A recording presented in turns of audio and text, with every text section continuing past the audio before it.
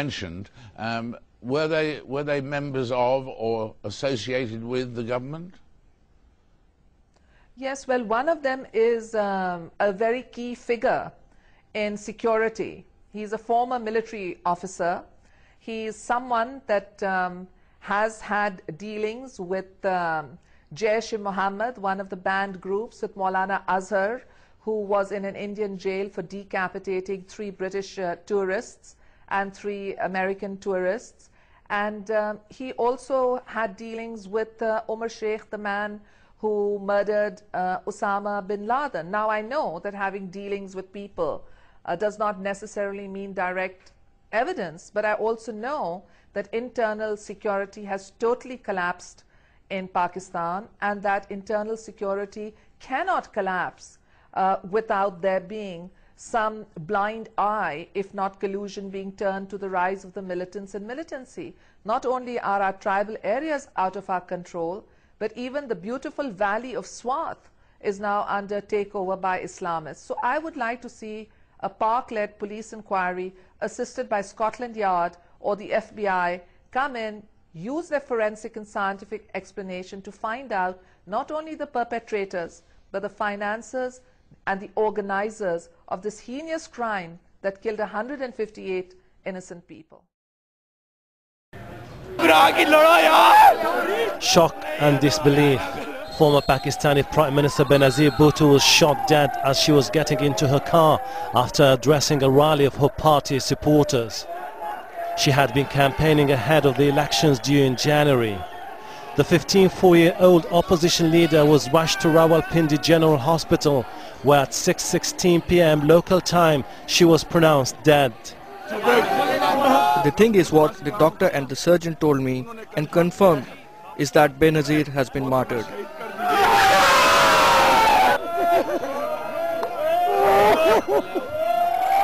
The gunman then blew himself up, killing at least 16 people. Hundreds of supporters had gathered at the rally, which was being held at Liaqut Bagh, a park that is common venue for political rallies and speeches in Rawalpindi. A political rally that is now turned into a site of mourning as grief-stricken Pakistanis begin to take in the day's tragic events. Hashim Ahbarra, Al Jazeera. You know, she knew too fucking much for these people. And she got killed for it.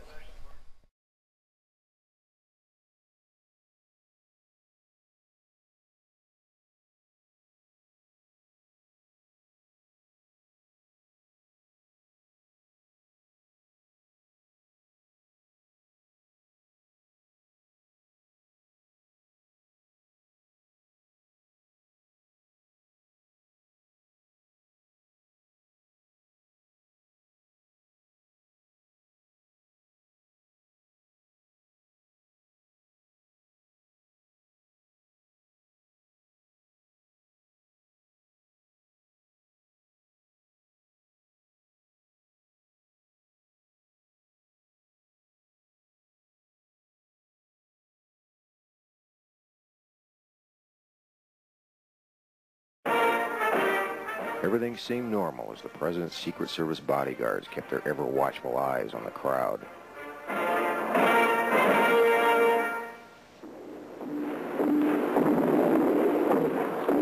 Everything seemed normal as the President's motorcade began its journey.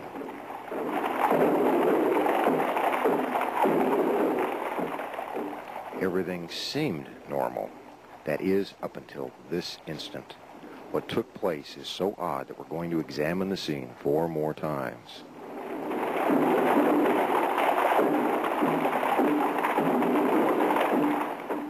Watch the left side of your screen. The arrow points to Agent in Charge, Emery Roberts, as he stands in the Secret Service follow-up car and motions with his hand. What he is doing is calling away the President's 2 most important bodyguards, the bodyguards whose job was to protect the President's back by riding on the bumper of the limousine throughout the motorcade.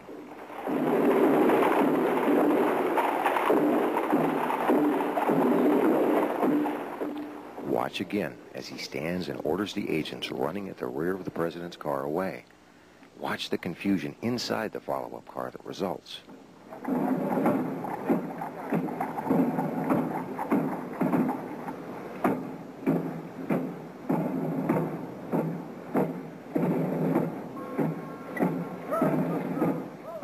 Now watch the right side of your screen.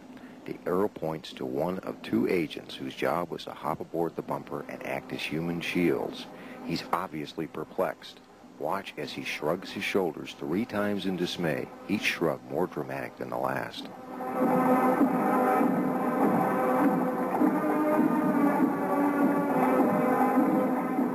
As you watch this scene for the final time, ask yourself, is this the kind of conduct you would expect from an agency that routinely sends an advance team to a city a month or more prior to the president's arrival in order to make preparations?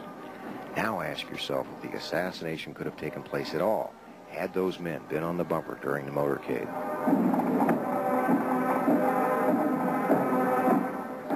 This is the rear of the presidential limousine.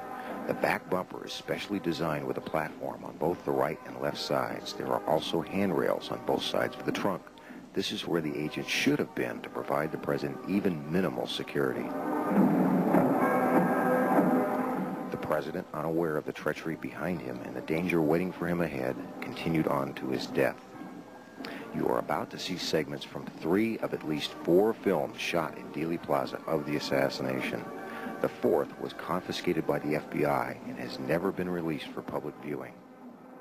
Ladies and gentlemen, the very word secrecy is repugnant in a free and open society, and we are, as a people, inherently and historically opposed to secret societies, to secret oaths, and to secret proceedings.